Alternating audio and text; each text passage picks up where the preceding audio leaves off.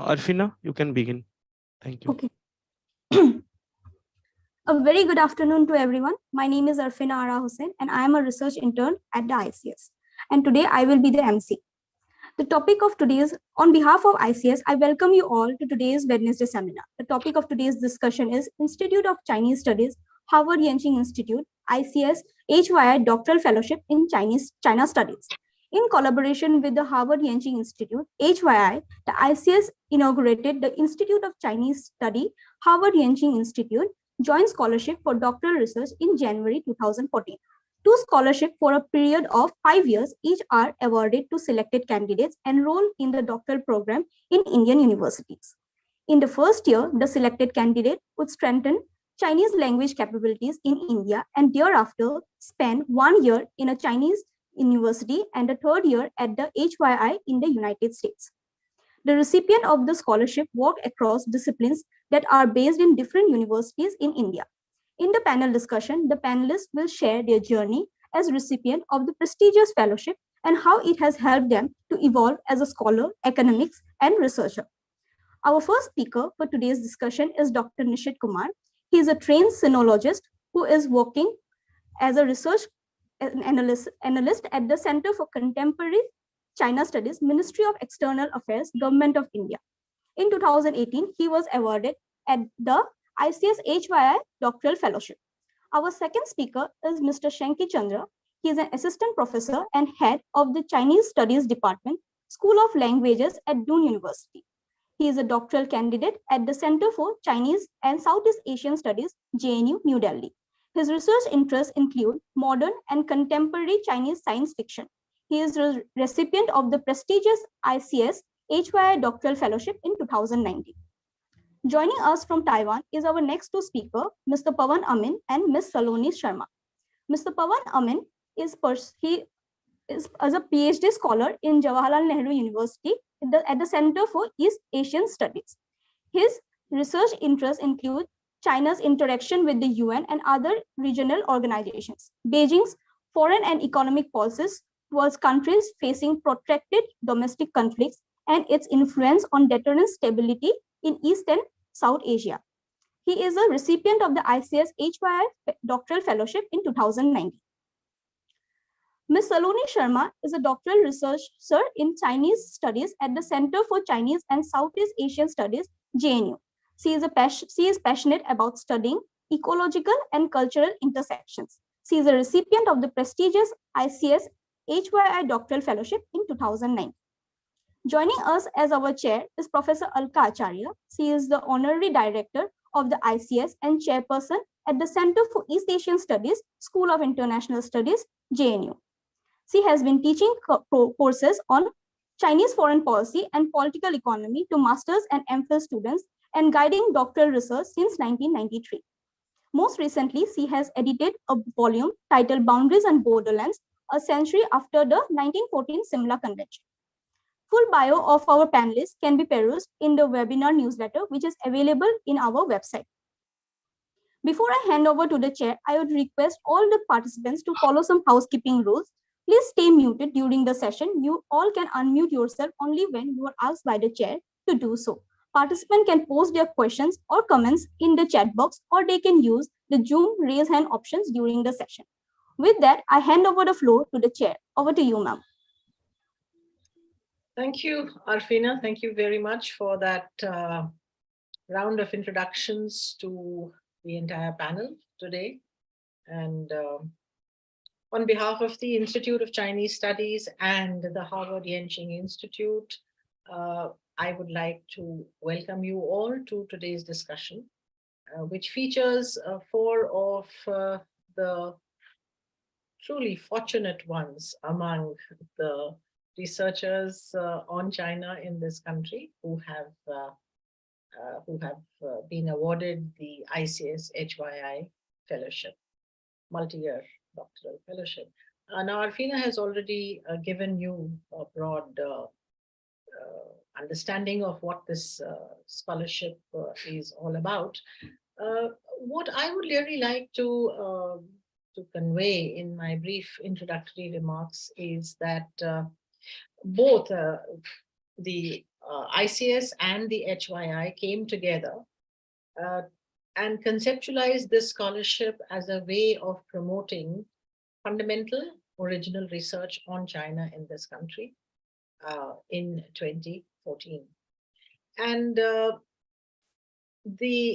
reason why the Harvard Yenching Institute came to us was because the Institute of Chinese Studies is truly unique in the institutional landscape in India, because it is the only research institute which actively networks with universities and brings together scholars working on China to integrate, to interact, to promote original research, language resource use-based research in India.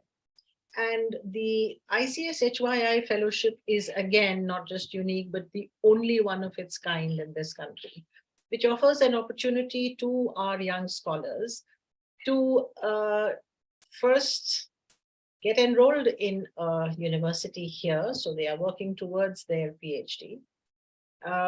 They are encouraged to learn the language, and then provided this opportunity of a year in China and a year in Harvard, both giving inputs into their research work of a very different kind.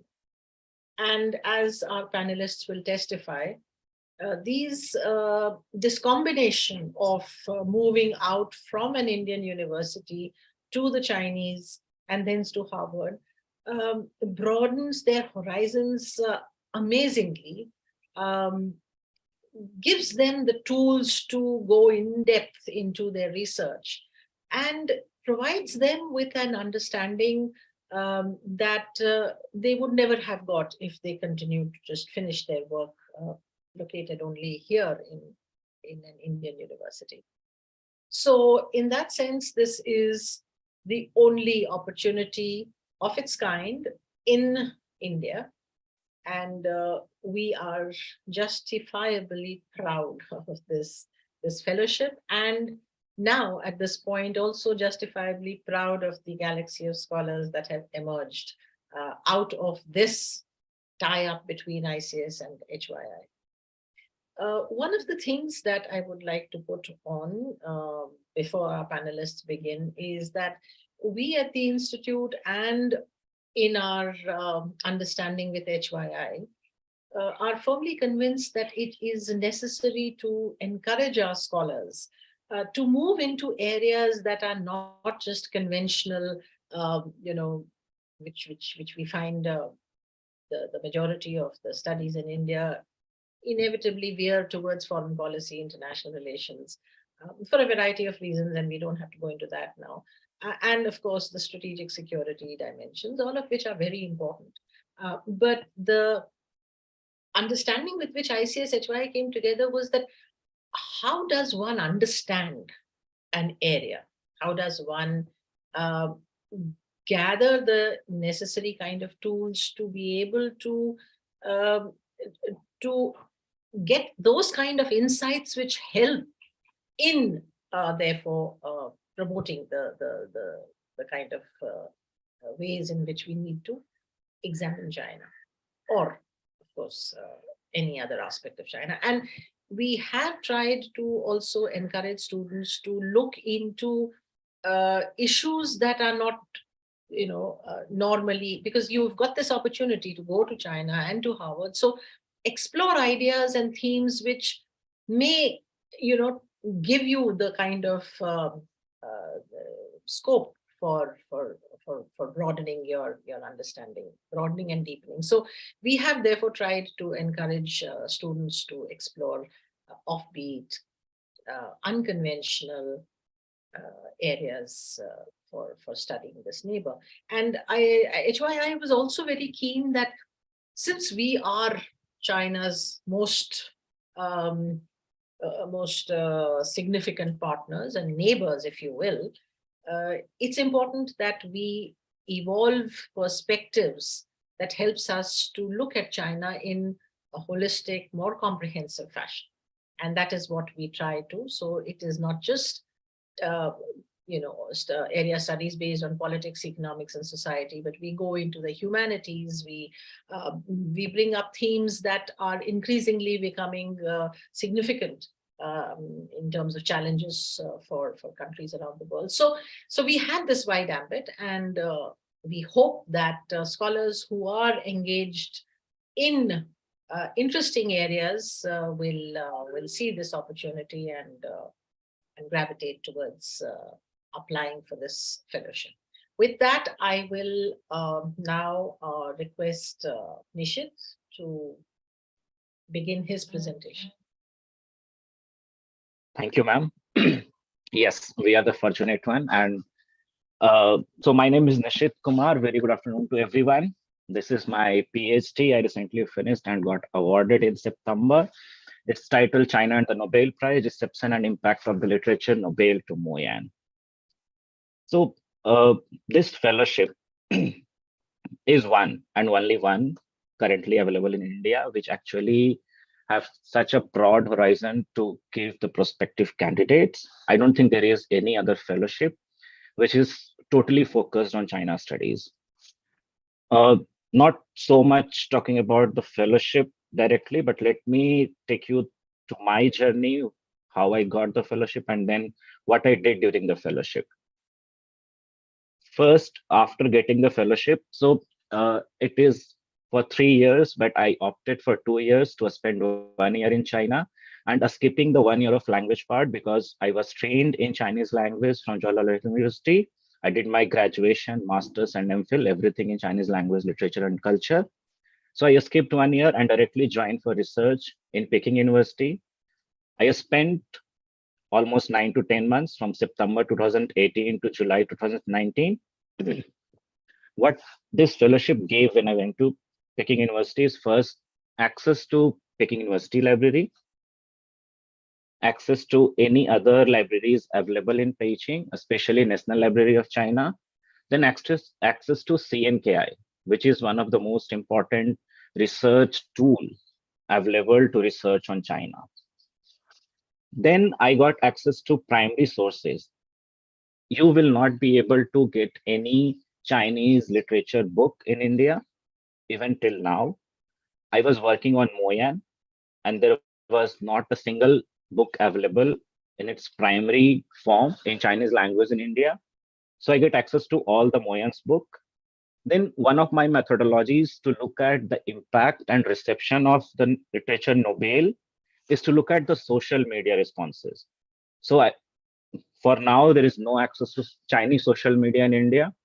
I was able to access Weibo, Chihu, Douban, which I included in my PhD research. Then I was able to do fieldwork in Mo Yan's village, that is Kaomi. I was able to go to Mo Yan Literature Museum, Mo Yan's village, and also Red Sorghum Film City. And in this fellowship, a candidate also get mentor. So in Peking University, my mentor was Professor Changyi Wu. And academics and also research need a kind of collaboration. So from Changyi Wu, I also met Professor Chang Chi-chung and Chang Hua. Both of these professors from Beijing Normal University are the best to speak on Mo Yan. In this way, I also interviewed more than 20 scholars, including Nobel laureate Mo Yan and Chinese science fiction writer Stanley Chan. Apart from this, when one in China, there are other opportunities which are there. I was able to attend a workshop organized by Professor Tan Sen on India-China connections for 6 months in Peking University and then in Shanghai. Apart from this, after finishing my study at Peking University, I went to Harvard. I stayed there from August 2019 to May 2020. I was a visiting fellow at the Graduate School of Arts and Science. And there, my mentor was Professor David Wang.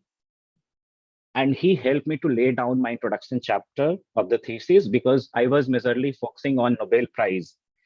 But he was the one who asked me to look at other literature prizes in China and then reach to the Nobel Prize. Apart from this, one can also audit courses. I audited 6 courses in Harvard University and 2 courses in Peking University.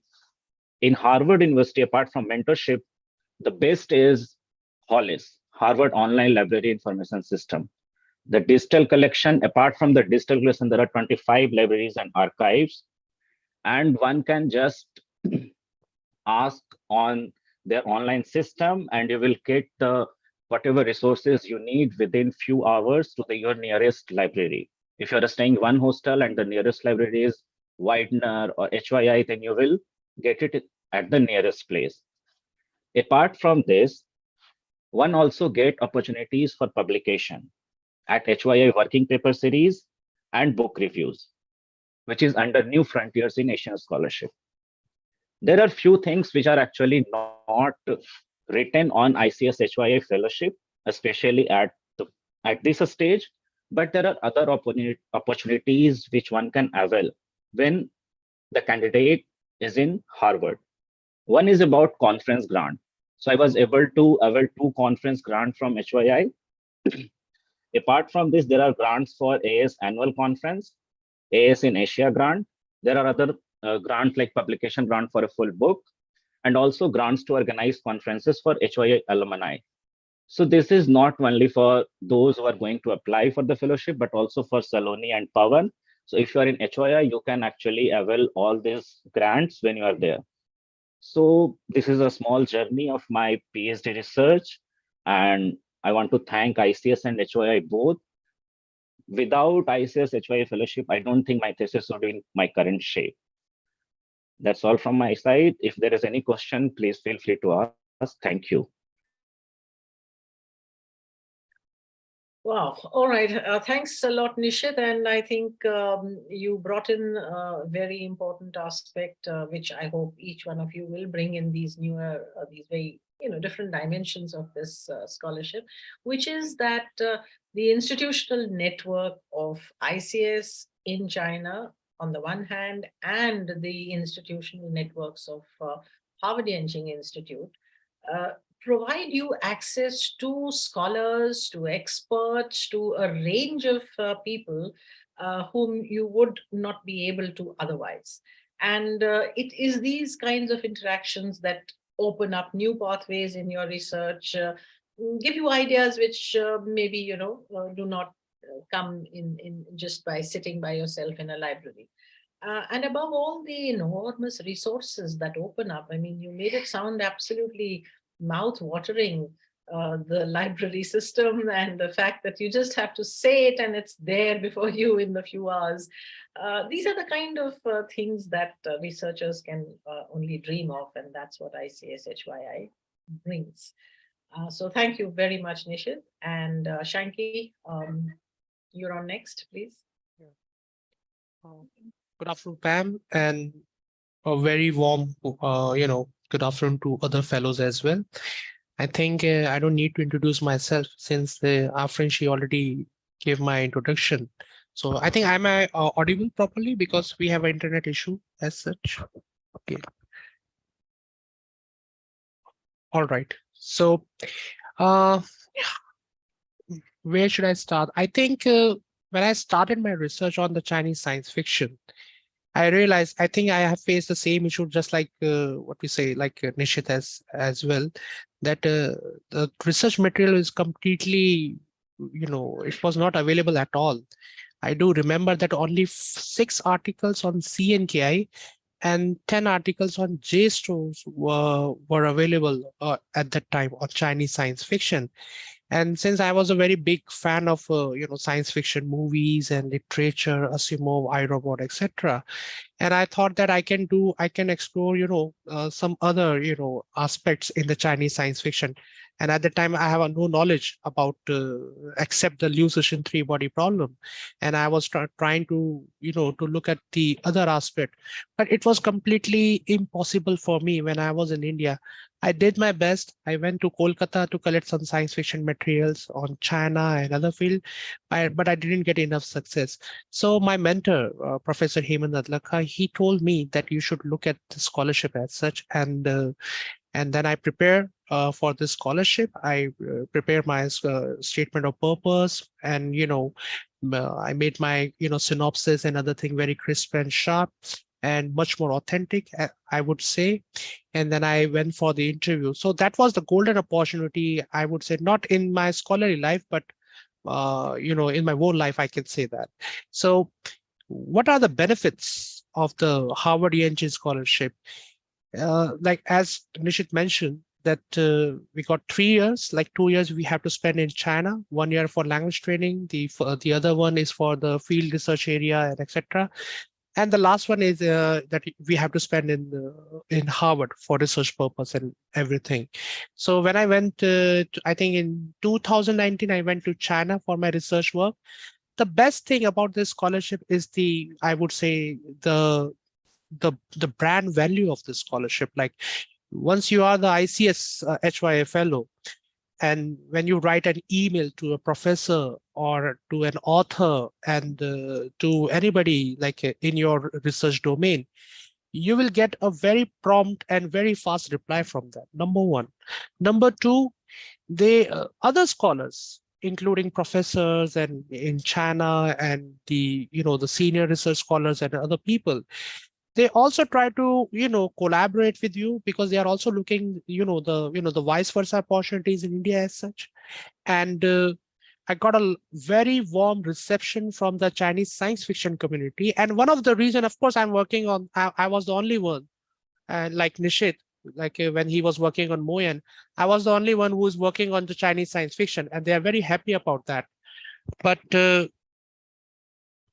I think we have a construction over there. Sorry, but uh, the main reason is that I belongs to the Institute of Chinese Studies, Harvard Yenching Institute, and that is the one of the major factor. So I received very warm reception. I got a lot of research material from the library and even from the authors. And Professor Wu Yan, who was the mentor in China, and he is the pioneer of Chinese science fiction studies in China, and he started undergrad program in Beijing Normal University. So he personally helped me a lot. For example, he invited me for most of the Chinese science fiction prizes, the Galaxy Award and the Nebula prizes, and then he personally arranged a meeting with the chief editor of the Science Fiction World magazine, which is the famous magazine. And I had I took personal interviews of the editor, the author, and the most important, the musician. Interview was pretty small, and he told me that okay, the next semester he will arrange I will prepare my questionnaire, and he said that I will invite you so that you can complete your research.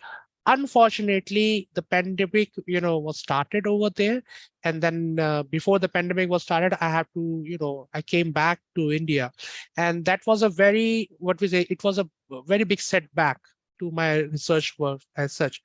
But within that period of time, I have collected enough interviews, material, books, scanned materials, and many of the authors and the researcher, they gave their personal, what we say, memoirs, especially diaries, because science fiction still is more or less is a taboo topic, and they are not very open to that.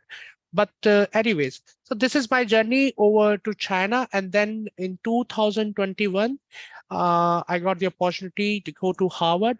So in the very beginning, it will take time to understand the whole system at Harvard, because it's very broad, it's very big, and you don't know how to manage all sort of the library access, the research, and many other aspect of research life as such. So it will take 1 or 2 months to get used to be of it, or I would say acclimatize.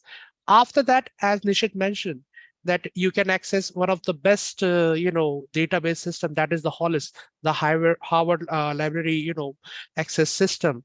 Widener library, we have the Kennedy library, the law library. And suppose it is very rare that sometimes you don't get your research material over to at Harvard.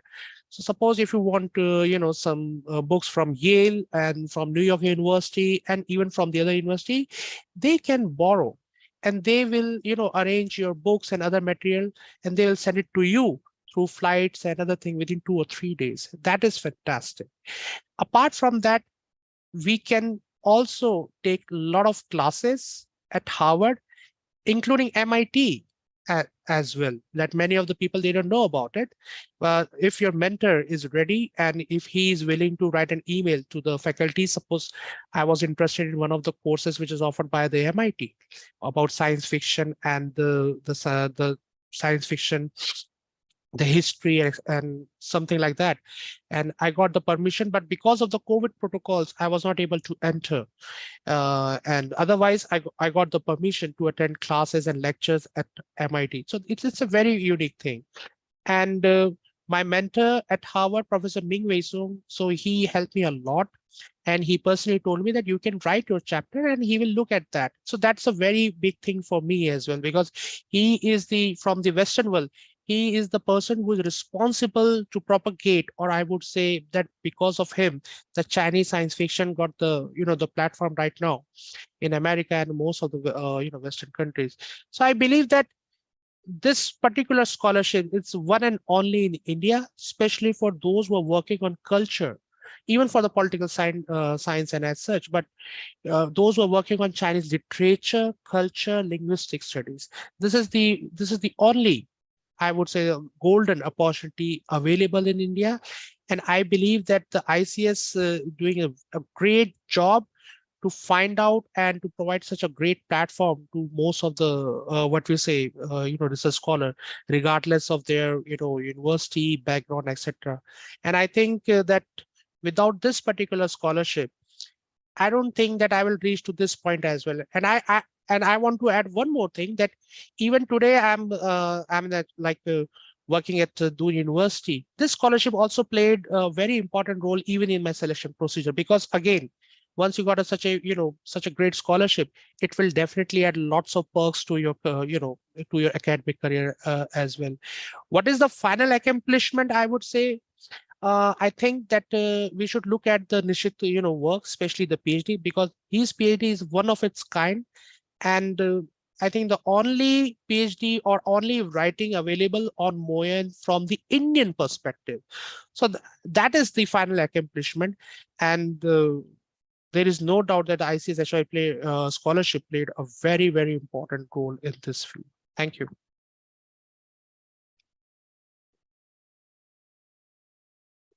Thanks, Shanky. Thank you for underscoring the brand value and the prestige that is associated with the scholarship, and that anybody who has been awarded this scholarship immediately comes into a very select band of scholars, and not just because they've got this brand value of Ics-Hyi. I mean, that is of course important, but the fact that this scholarship is the great enabler to reach heights in your respective research, which you would not have got otherwise. So it's really that contribution to the research work of individuals, because after all, the work is yours. And what we are trying to do is facilitate and enable. And in that process, the Ics-Hyi is certainly unique by itself. The fact that we have both Nishit and Shanky's topics, which you can see, one has looked at Nobel Prize, but also a whole lot of politics that goes into that, and what really has, how it has played out both in China and in China's engagements with the world of this Nobel Prize structures, so on. And Shanky, who's looking at science fiction. I mean, that's really important for us to convey that you could think of any topic that fascinates you and that you develop a passion for. And if you are able to develop a good framework and develop a good synopsis and come to us, we can see the potential in your work. So that's what Shanky's presentation has brought out. Thanks a lot. Pavan, over to you now. Thank you, ma'am. 大家好，我叫 Pavan，我现在在师大学中文。不好意思，我要练习我的中文。I'm saying I'm sorry, I need to practice my Chinese every day because I have tests every day. Good evening, Wonderful. everyone. Hello from Taipei. It's great to be here this beautiful winter evening here in Taiwan. I'm currently studying Chinese language in National Taiwan Normal University. I'm also enrolled in Center for East Asian Studies in JNU as a PhD student. Let me begin the talk by thanking Professor Acharya and Institute of Chinese Studies for inviting me to speak to all of you today. I was a prospective applicant not so long ago, and I still remember the first time I heard about the fellowship, and how amazed I was by just how cool it is to go to China and learn Chinese, or study with some of the best researchers and some of the best universities in China, or the opportunity to go to Harvard and share my research with scholars whose books I grew up reading. And some of the opportunities that come your way, even after you become a fellow, it still seems very surreal. I remember wondering if I even deserve an opportunity like this, if I'm even competent to get an opportunity like this. But at this stage, if I can tell you just one thing, it would be you never know till you try. So all you need is a well thought out research plan, like Professor Acharya was just explaining, for your PhD on a topic that is relevant or related to China or China studies. It helps if you know the Chinese language, but a lot of the fellows, including me, don't come with a solid foundation in language. But that is something you can make up in your first year of the fellowship. Um, but you need to be able to demonstrate a passion for sinology. And the fellowship, you need to be able to show how the fellowship with its language training component or research component is beneficial for your PhD writing and also for your career. So in my case, my PhD deals with how China is shaping the discourse on human rights and disarmament in the UN. So while there is enough material on this online, I found that there is a certain bias in English language scholarship on the subject. So, as somebody who wants a long innings in this field, I didn't see how I could distinguish my scholarship from Western academicians unless I go to China, learn the language, and learn from good Chinese scholars.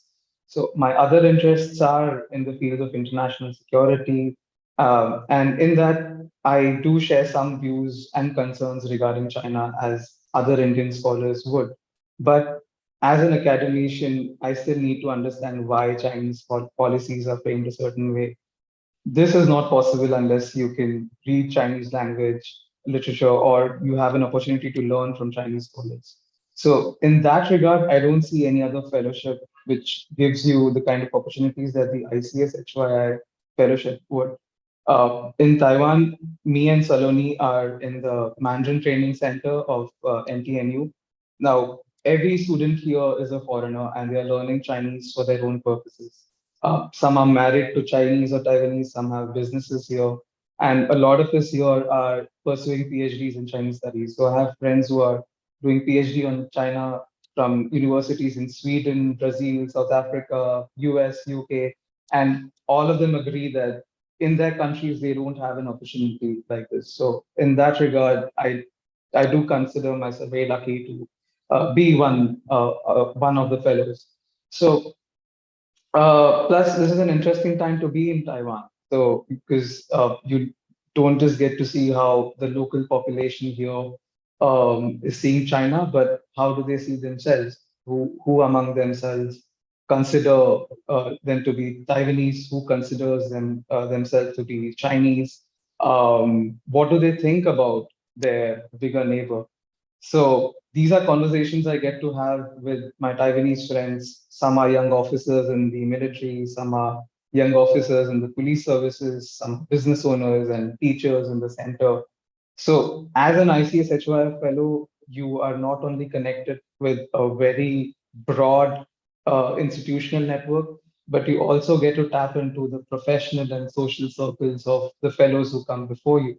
So you're not going to be a stranger in a new country when you come to Taiwan or China next year. You have fellows who come before you who can guide you to the right scholars in the right departments, but who could also tell you where to get the best Xiaolong Pao in the city, or where do foreigners get discounts, or which are the good clubs where you can get discounts on your drinks, or where to get dosas in Taipei. So, so that's my time. I hope to talk to you in the time to come. And I wish you all the very best for your application, or as they say in Taiwan, "Chayo." Thank you. Okay, well, I think the tip about where to get dosas in Taipei may just do the trick. But thank you for bringing in those rather quirky aspects of life in Taiwan and China. I must add, for those who are wondering why Taiwan, why not China. So obviously this group had to go to Taiwan because China was closed. And in fact, they were delayed by going for a year because of the pandemic. And I think both Pawan and Saloni were sitting with their, almost without breathing, just wondering when the whole thing would come through. And I think they just made a run for it the moment things opened. So yes, even Shanky has mentioned the unfortunate impact of the pandemic, and that's something that we all feel really bad about. One clarification here also about the fact that Shanky mentioned 2 years in China. Now, those are things which are not a permanent feature in the sense that they come and go. We were fortunate to get a tie-up with a Chinese university and they provided a year of language training in China. So those scholars who had a China language base were given that benefit of an extra year to really strengthen their language capabilities. And then the year which is under the Ics-Hyi arrangement, and then the third year in Harvard. And this also was applicable for people who had things, like 4 years to go before they had to submit their thesis. Many people, like Nishchit mentioned, took only 2 years. So these are some of the specifics in a year or in particular cases that we can adjust and adopt and incorporate. Now, one more thing I must mention here, because it is also a great enabler, and we're one of the very major enablers of this scholarship, has been a very generous donation from the VP Dutt Gargi Dutt Foundation. I would really like to make a point of this because, in the Indian scenario, we have, as you all know, limited funding. And HYI was giving us some amount, but it was only when the students reached China and went on to Harvard. But when we take on students, they are still here with us for a year. And it is there that this, with the VP Dutt Gargi Dutt Foundation, has helped very substantially in helping the students to do this first year, focus on language, and then get ready to go to China or Taiwan, as the case may be. And once Pawan and Saloni have worked out their experiences, maybe Taiwan would be an equally good option, except that the year in China is also about understanding the mainland and its own specific aspects. So thanks to the VP Dutt Gargi Dutt Foundation, we will hopefully keep this scholarship going, and the ICS will be enabled to do its part in the fellowship.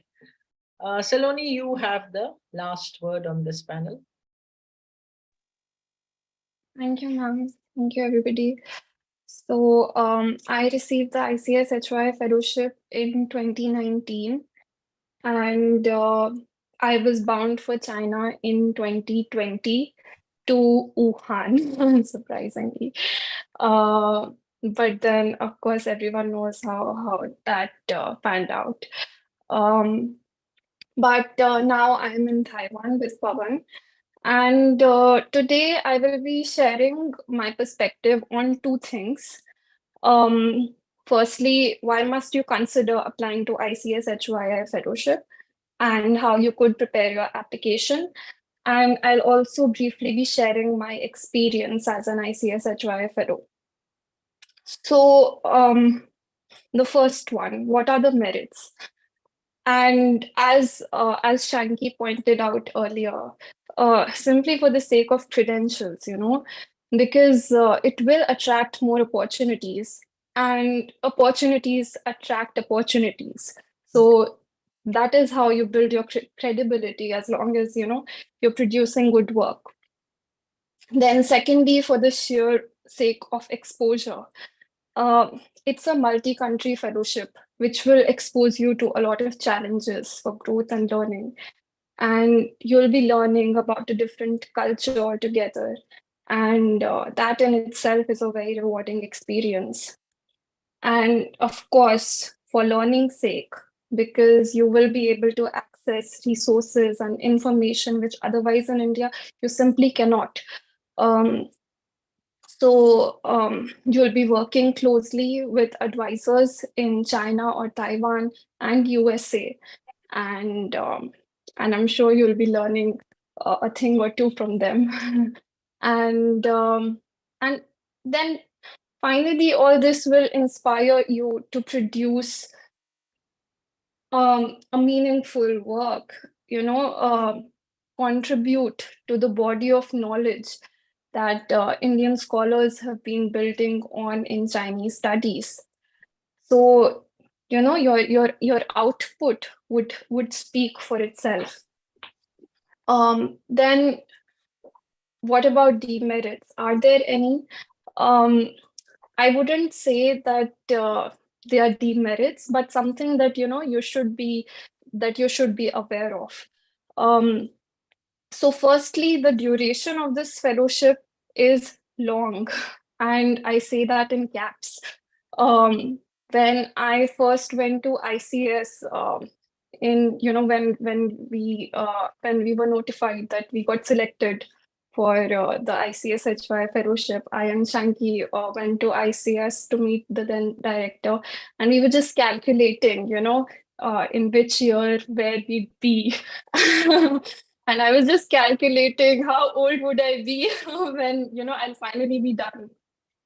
And of course, I was 3 years younger then than I am today. And now, of course, because of the pandemic, there has been a delay. So just make a point of this, because if you get selected now, then where would you be after 3 years? Because a lot of us have obligations and old parents or dependents.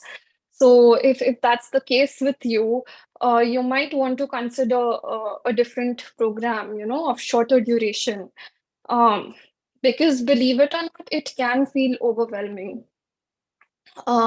Then secondly, and this one is not a demerit, but again, something that you should keep in mind and plan your life accordingly.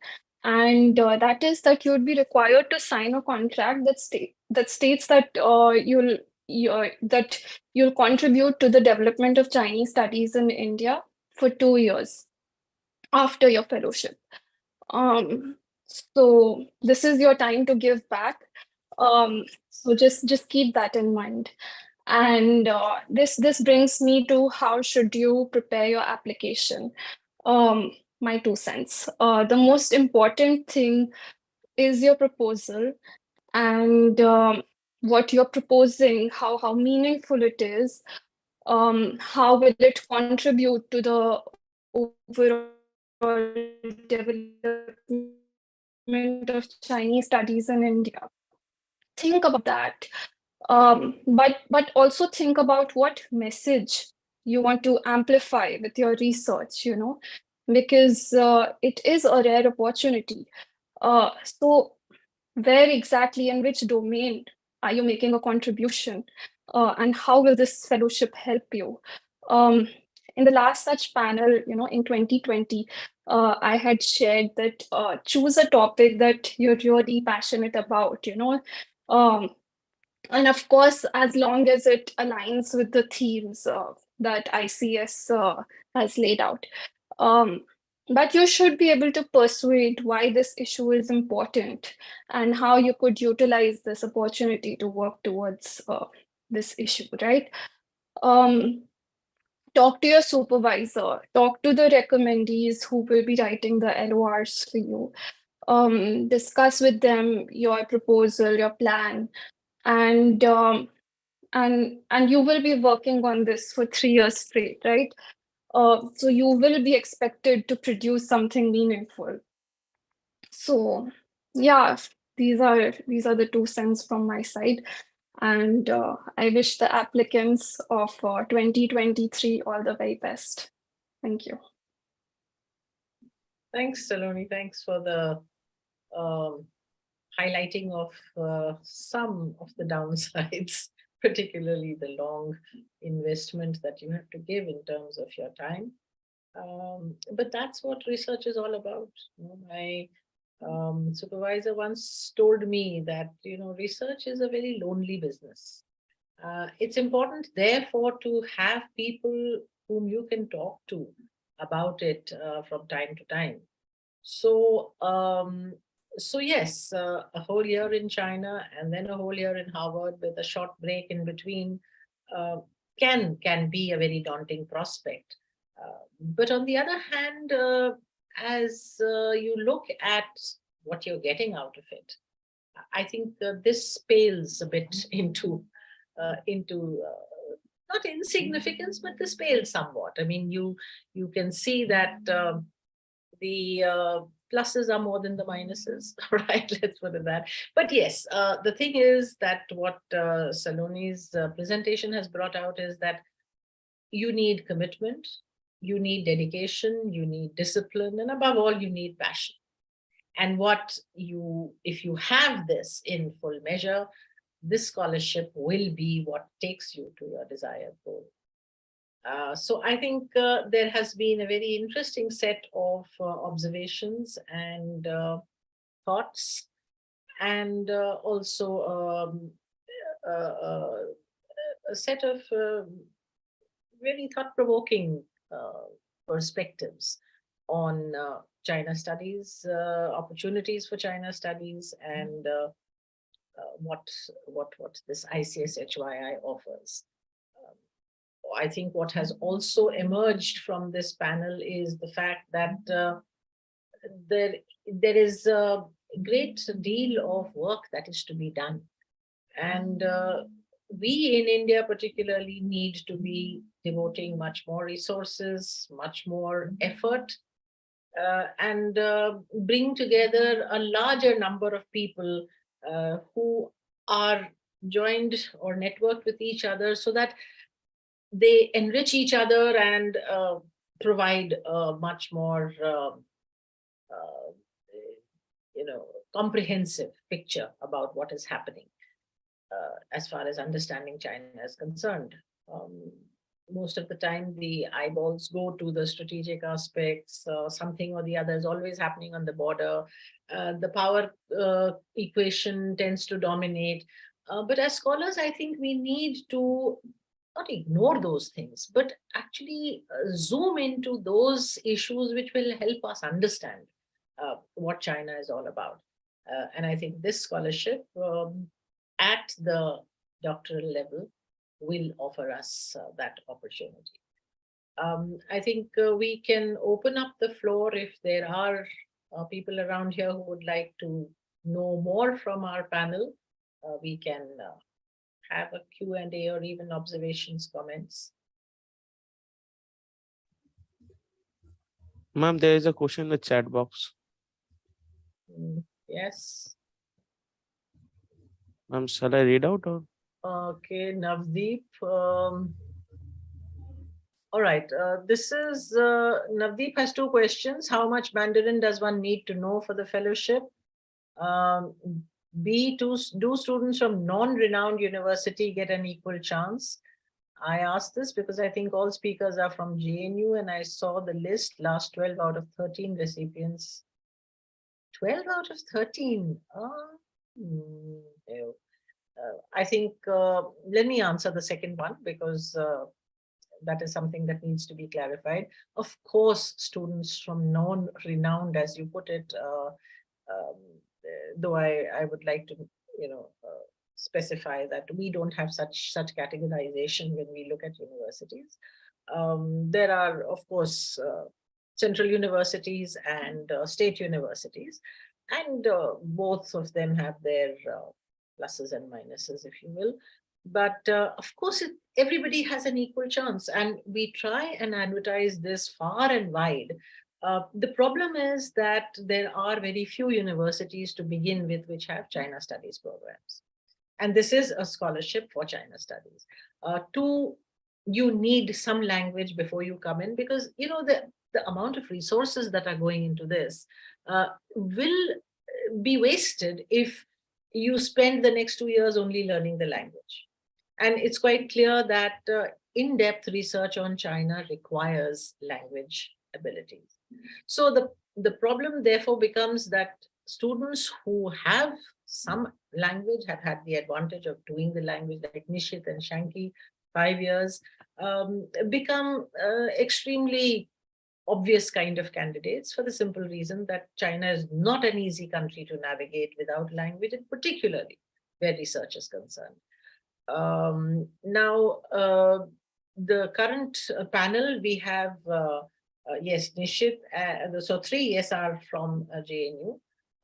Saloni is from Ashok. Saloni's got a hand up also. Would you like to come in here, Saloni? Yeah, go ahead. Yeah, so to answer this question, I was initially enrolled in BITS Pilani Goa campus, and the reason why I switched, I changed my university to JNU was because they did not have a provision for such a long fellowship. It was very difficult for me to convince the administration why I would be gone for 3 years, for this fellowship.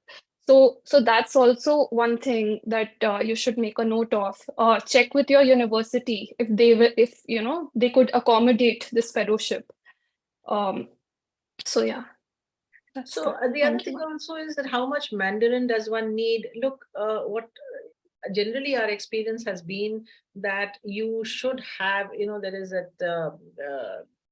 basic, this HKSR language programs, they've got these different grades, okay? So generally, the understanding between ICS and HYI is that you should at least have grade 2 level of this language capability. What we look for is also a desire that the student demonstrates about learning the language, that they have enrolled in some online course or they have done something which their university has offered, that they are determined to crack the language, because as I said, that without language, studies on China is really not sufficiently in-depth kind of research. So try and see if you can do some online courses, and when you come for, if you're shortlisted and you come for the interview, you can demonstrate that you have done something and you are going to continue to do it. So that's as far as language is concerned. And let's be very, I mean, this is hardly, how shall I put it, this is a no-brainer that unless you are prepared to do the language, your research really will not take you very far. You can sit here and very well utilize whatever material is available in the English language and write. I mean, it is happening. And that's why I say that this scholarship is very different. It's very different in terms of the opportunity it gives and you to work for it.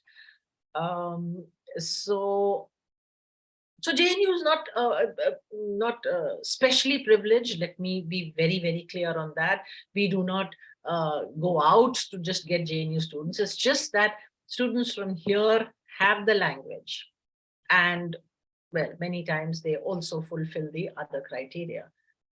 So yeah, we have to really tackle that. How do we bring students from other universities who can who can fulfill the basic criteria. Shanky, you have your hand up, please. Ma'am, I would like to answer question number 8, that how much Mandarin does one need to know for the fellowship. I think it also depends on the nature of your research work as well. Now, for example, like student like us, like Nishit and me, so we are working on Chinese literature. So you need a very extensive, in-depth knowledge of the Chinese language, because without that there is there is no easy way out. But suppose you're working on international relation or some kind of data science. So I think if you are able to complete one certificate course or diploma course from the Delhi University, the evening classes, and then you will definitely get, if your research proposal is very good and you have something very new and you can offer very good, what we say, uh, different and very unique approach of research, you will definitely, I believe that they will definitely get a scholarship. And after that, of course, we have the 1 year language program, but that is up to the scholar as well, that how he can manage and how he can, cash it the whole 1 year. For example, if you're working on journalism and mass communication, you have to have read the Weibo, the what we say, the Twitter, the Chinese Twitter, so that you can understand the public opinion in China. For that purpose, of course, we have to have improve or attain a certain level of language as such. But I believe that the 1 year language program, you can definitely cash it if you have a very what we say, elementary or I would say intermediate level of knowledge of Mandarin. You can definitely cover up the language deficit in China within the 1 year language training program. So it also, but it's a highly depends on the research domain in which you are looking for. Thank you. Yeah, thanks, Shanky, for bringing that in, because the topic and the area definitely also can tell you how much of the language you need, and but the fact is that you need the language. And I would also say that there are a whole lot of programs available online.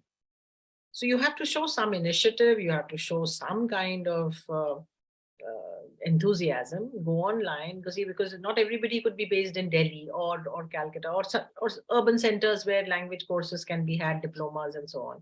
So go online and find out and do a basic thing, so that when you come, you are not entirely at sea. Okay, now we have one question in the chat box which came before the hand. I don't know who this Amit Ranjan has got a question, but before that,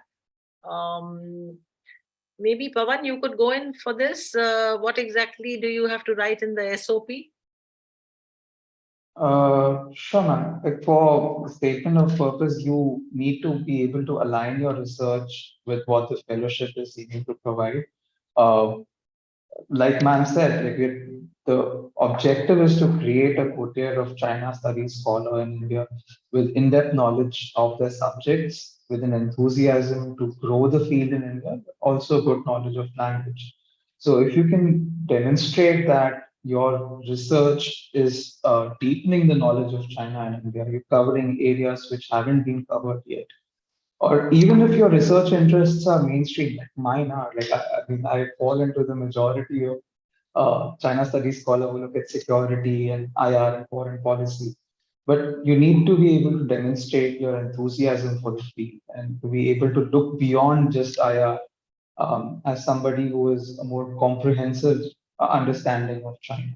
So in your SOP, if you could focus on how the fellowship will help you in your research, what are the opportunities that you could probably talk about, which universities in China or which professors in China work in your field, and how this fellowship will help to connect you to those departments or those faculties, or which professor in say HYI or any of the HYI partner universities in US have faculties who work on your subject, and how this fellowship could help connect you to them. Perhaps that could make for a strong statement of purpose. Thanks. Amit, you can ask your question.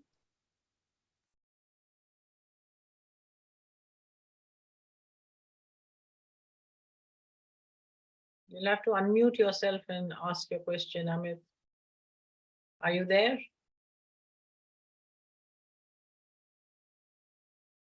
Looks like Amit has wandered off, or maybe he's...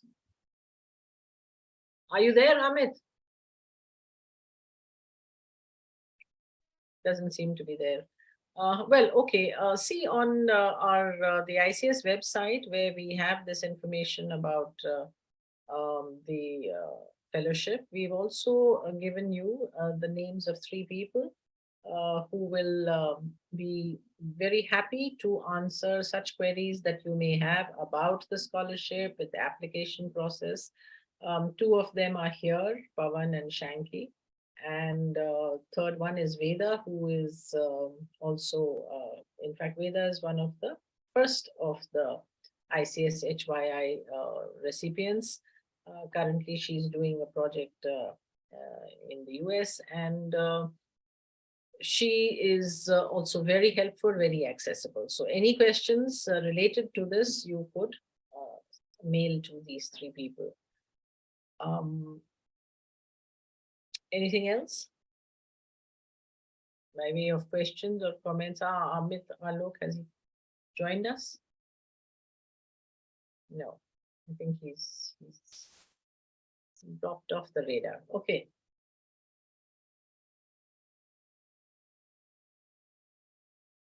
Anything else? Shubhadeep has a question. Yes, Shubhadeep. Hello, it was quite interactive session. My particular question is regard to the format of the research. Like the 4 speakers have different type of the research, but one thing that I think of is their contribution that they have to make after the 2-year bonding that Saloni has mentioned.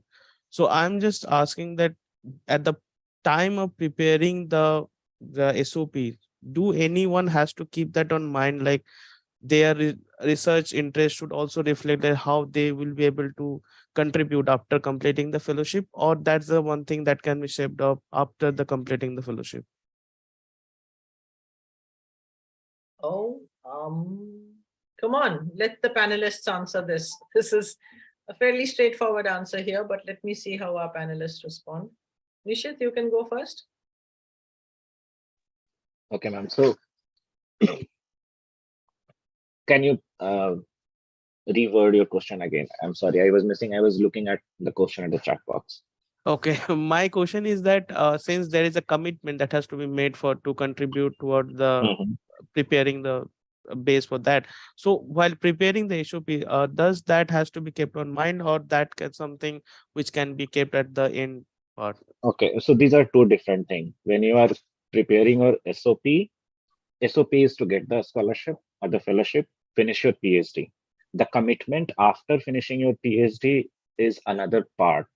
So while preparing your SOP, I think you should first just focus on preparing or the fellowship. Do you really want to finish the whole PhD process? And if you want to finish the fellowship, the whole PhD process, fellowship which is going to help you. So this is like a kind of giving back to the society and giving back to what you are gaining from the fellowship, because somewhere this fellowship has an aim. Why there is a fellowship? This is to build up a China studies in India. So you have to just to be participant in that. You can work as a research assistant, research associate, you can teach. I mean, there is a varied range of things where you can help to grow China studies in India. So that would be my answer. These 2 are very 2 different things. But yeah, like Saloni pointed out, that while we are applying for fellowship or something, I don't think this is related to fellowship. This is the whole academic journey. This is the first time when you are applying for a PhD seat in any university. I think there onward, you have to think about the whole commitment towards academia for the next 5, 6, 7, 8 years. Maybe there are universities where you will be able to finish your PhD in 4 to 5 years, but there are institutions where you have to give more time. Also depend on your topic. So it is Your commitment after the fellowship is about the aim of the fellowship. Yeah. Saloni, Thank you. You have something to say? Yes, ma'am. I would just say that, it would be helpful to keep in mind how you wish to, utilize this fellowship and what your output would be. And based on that, you can just, mention what you want to do after the fellowship. Have a plan, have a robust plan, because of course the panelists can see through. So the more clarity your proposal, your SOP would have, the better for you.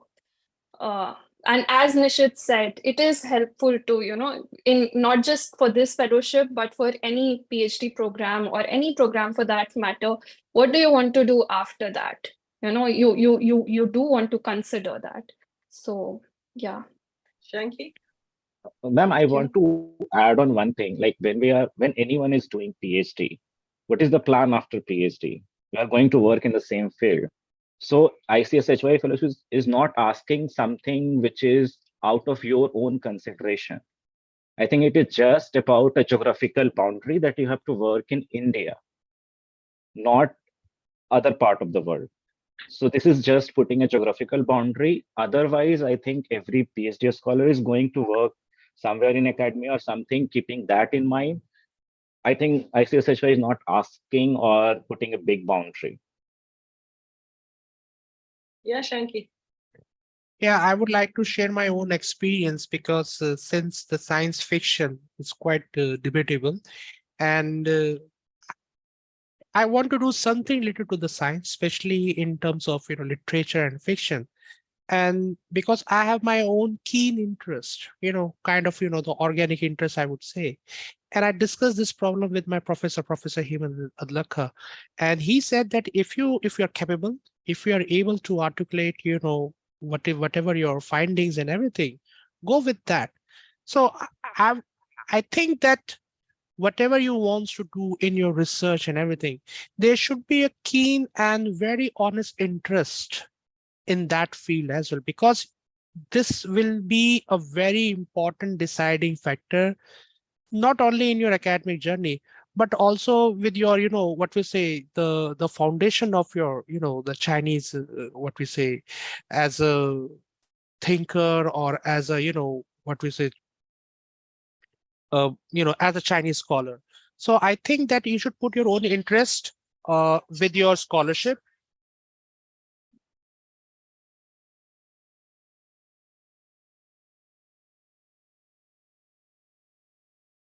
So I think first you have to articulate and you have to, compile your SOP very carefully, put your own interest, and then go with your research area.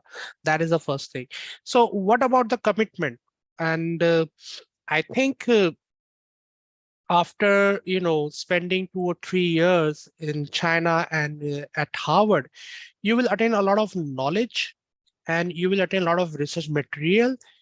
Look at the situation, look at the current scenario, and look at your own hypothesis, then you can go ahead with your research work. So I don't think it's not a big deal, but what you really want to do, that is the most important thing in your SFP, in your PhD work, and even after that as well.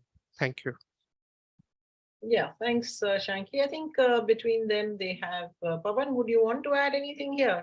Or you already answered the SOP question earlier?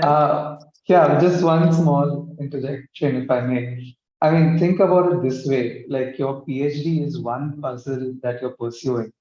So if you are a recipient of this fellowship, you're pursuing the answer to one question in India, then Taiwan, China, US. So you're pursuing that puzzle literally across the globe. So you need to have a question that is worth the pursuit. If like I see some more questions on SOP in the chat box. So if I may, blueprint, like you could talk about what got you to this puzzle, like what has been your academic journey, what were your inquiries that got you, that shaped this puzzle, like why did you choose a particular topic, how did you arrive at that question? And then what do you know about this particular question as of now? What is your research about? And then you can talk about what is the aspect of this field that hasn't been answered yet. What's your key research puzzle that you are going to pursue in the course of your PhD or through this fellowship? And then in the following section, you can maybe talk about how this fellowship helps you answer that question, or you hope that it will help you answer those questions. That's like a rough blueprint of how you can write your SOP. Like, how did you arrive at the puzzle? What is the subject and what is not yet answered? And then how is this fellowship going to help you? So I hope that is that helps some of you who have who have similar questions. Thank you. Thanks, Pawan. Yeah, I think they have, all the panelists have provided us with different inputs into what goes into the SOP. Now, the problem with going on calling it SOP is very often we forget that P stands for purpose, and purpose is a loaded term. So if you tell yourself, I have to write a statement of purpose, you suddenly get a bit more sober. Sop likhna hai. That's a very different approach. Now, Pawan's rightly put it that it's about a journey, okay? You writing a statement of purpose about why you are doing this research, which means that you go back to why you chose China and to do research on China. I mean, you have to really uncover that original wellspring which brings you to this point. Then about your research, and where do you see it taking you? That's the whole, I mean, that how will this research help you fulfill your objectives? It could be academic objectives, it could be primarily academic research objectives, because this is about doing a doctoral dissertation.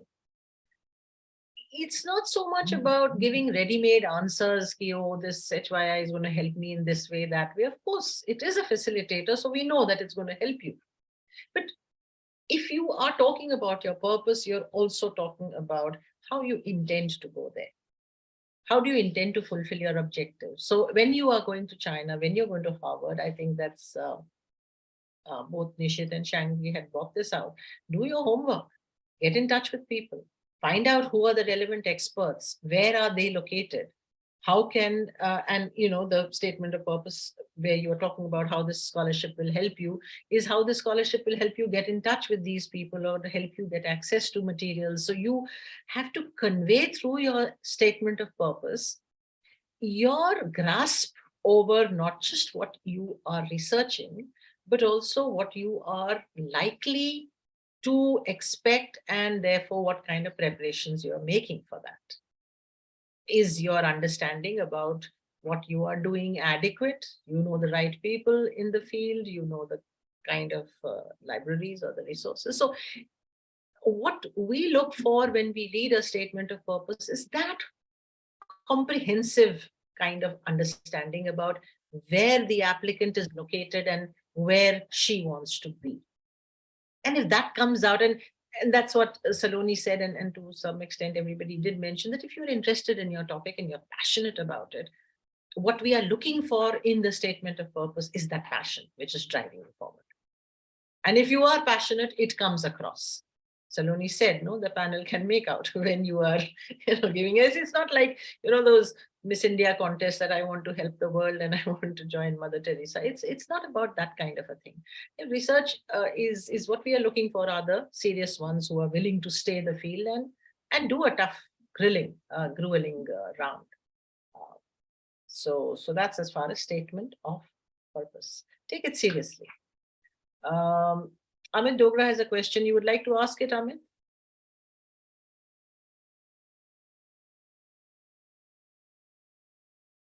Amit, do you want to ask your question? You've written it in the chat box, but you can ask it if you wish. Unmute yourself and ask.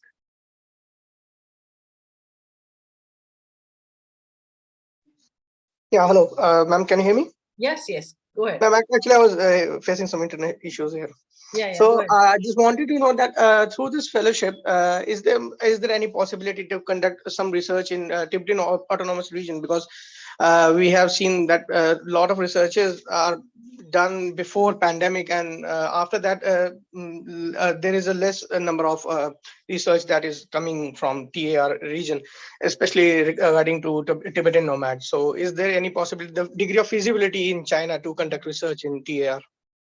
See, Amit, the stay in China is determined by the nature of the affiliations that HYI has in China, because it is through their linkages with different universities that we place students. Now, students are applicants who are selected, identify the kind of place that they would like to be. Some people are very clear about which university they want to go to.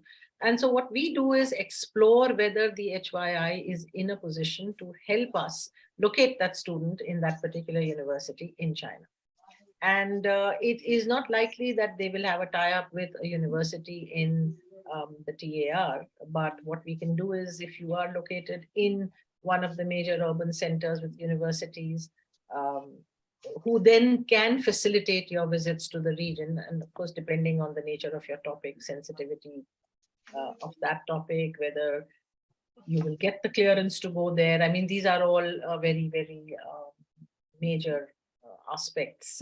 So to begin with, I would say that our scope for being located in China is limited to the HYI's tie-ups and how they work out the placement.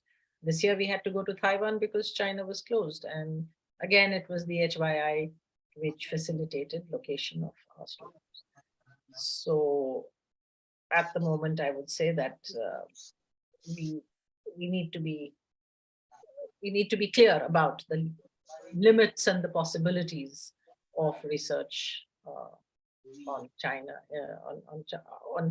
on aspects of China and places in China which may not be accessible. Yes, Pavan. Thank you, ma'am. No, I just wanted to echo what ma'am was saying a while ago about doing your homework when it comes to what you want to take from this fellowship. Like, if, for instance, you want to look at Tibet, if you're doing a research on TAR, you can look at universities inside China which have good Tibetan studies department. Like HYI, for instance, has a tie-up with Sichuan University, which has a good Tibetan studies department. There are other universities in China with very good Tibetan studies departments. So if your SOP reflects that you put in a lot of work to understand where you could go or the places that HY could facilitate your research, that probably help you. But yeah, that would require some homework on your part. Thank you, Pawan. All right, there are some questions from the YouTube channel. Do students from open universities like IGNU get considered? Of course. Any student who is registered in a PhD program in any university, of course, the university has to be a recognized university. It can't be a fly-by-night operator, here today, gone tomorrow. So it has to be a recognized university. And any scholar who is registered in the PhD program is eligible for applying for this fellowship. So that's that. And Vijay Das asks, is there an age bar? Of course not. You're doing a PhD, you can be 80 and we have no problems. But I don't know what you mean by age bar. Is it that you have already done a PhD? Are you going in for another PhD? Or this is the first time and you went in for a job and you want to get back to what you always wanted to do in life, which is research on China. So I don't think age is a bar as such. The question is, how does your research contribute to the development of China studies? And more importantly, how do you, as somebody who has completed in-depth research on China, contribute to the fellowship? So that's also has to be considered, because the whole point of investing so much in training a new generation of exciting researchers and scholars in the field is that they then help to shape the terrain, that they contribute to building up those institutions which can strengthen, promote, expand, deepen China research in this country. So that's really our objective, and your statement of purpose should be reflecting that. All right. No other question there. Is it possible to work on Chinese intelligence services? Wow. All right. I would say very, very confidently that you can do research on this, but you cannot get a scholarship to go to China to do research on intelligence. I think there will be significant barriers to that.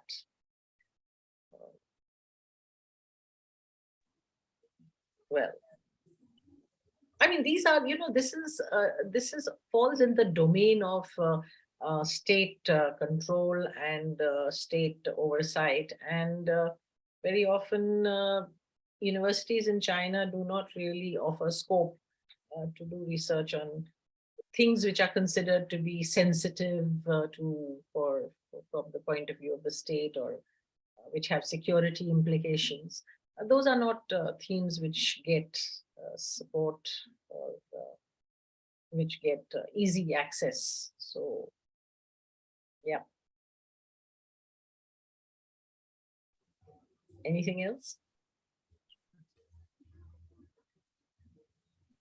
Ma'am, I have a follow-up to my previous question, if I may.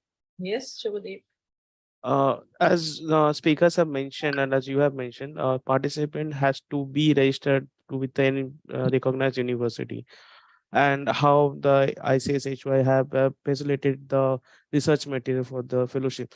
So in any case, if the speakers wouldn't have got through this fellowship, so still they would be continuing the same research, because obviously material is needed, or they would have switched to some other topic. So because the material constraint. Go on. This is a question for the panelists. Shanky, you can start.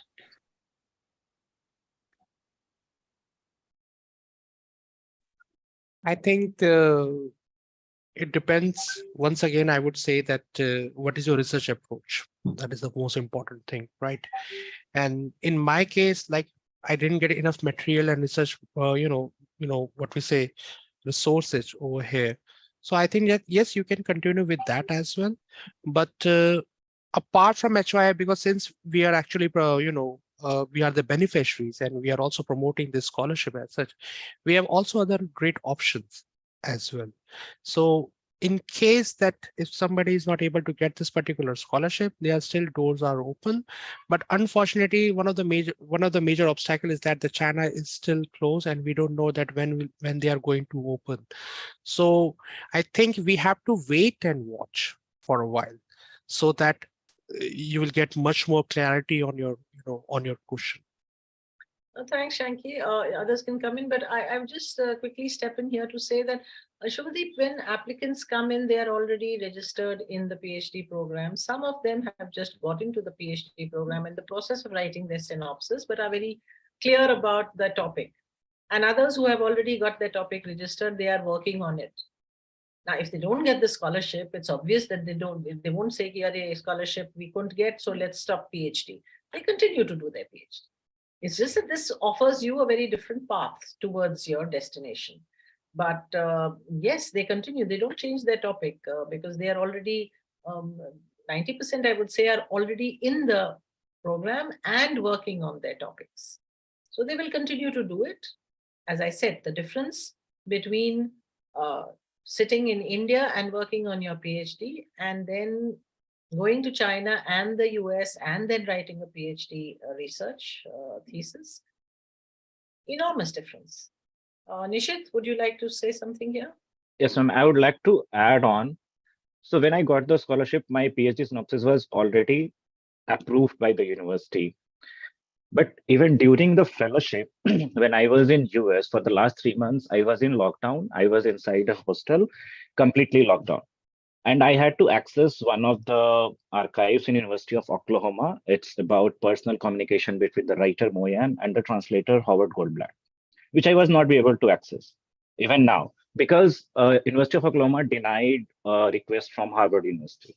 Did I stop my PhD? No. So there are a lot of things which comes during the research process which you will not be able to do. But that does not mean that you have to stop your research or that research will be less valuable.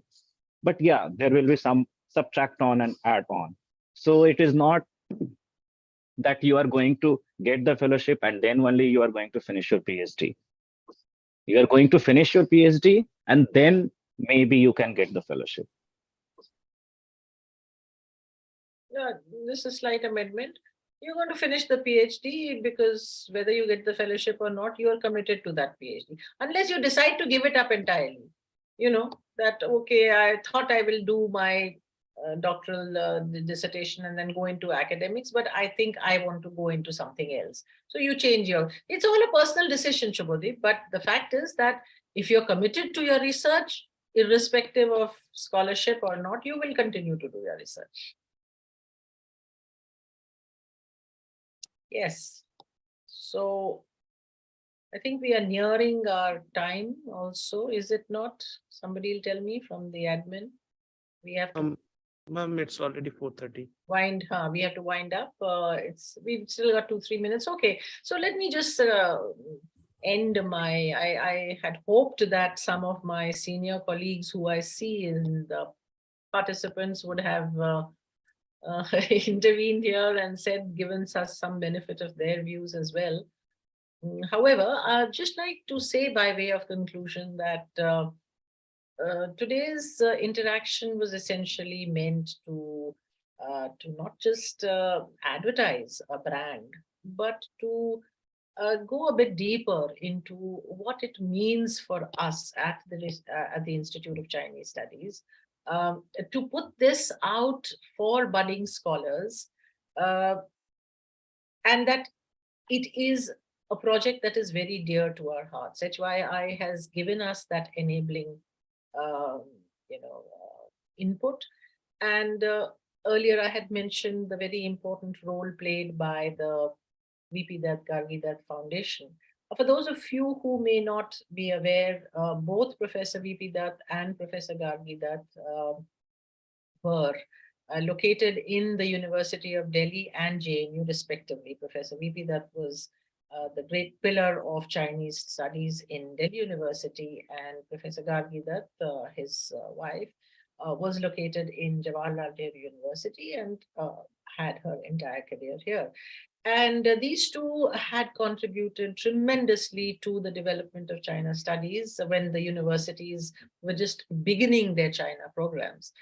And in fact, they were the first two scholars to go together to China during the Great Leap Forward. And they wrote a book when they came back, giving their first-hand accounts. Professor VP Dutt went on to become a member of the Rajya Sabha. And so these two doyens have really contributed a great deal to China studies in the country. Their daughter was very keen to establish something in her parents' memory, and we were very fortunate that she stepped in to provide the inputs that can help us support the scholars in India, both before they go to China and after they come back to India. So I once again express my heartfelt gratitude to this Professor VP Dutt Gargi Dutt Foundation and to Anuradha Dutt, whose contribution and donation has helped us keep this afloat. And finally, to hopefully, if more people watch this YouTube, I would really like to once again emphasize that we take this task of developing China studies very seriously. And if you are a serious scholar, we do not really go in for JNU or DU as a group.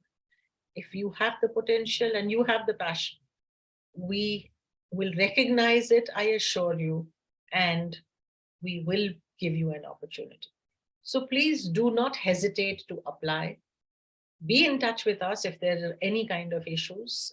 You can talk to us at the Institute, and you can also get access to the people who are listed on our website. And it has also been put in the chat box. And just start seriously thinking about your statement of purpose and your research area. So hoping to hear from budding scholars very soon, and thanking the panelists who are embarking on their respective journeys at different stages. Wishing them all the very best. Hoping and not hoping, demanding that they stay in touch with us in the family of the Ics-Hyi Fellowship, and fulfill the promise with which the scholarship has been started. Thank you all very much. Thank you, ma'am. Thank you, ma'am. Thank you. Thank you, ma'am.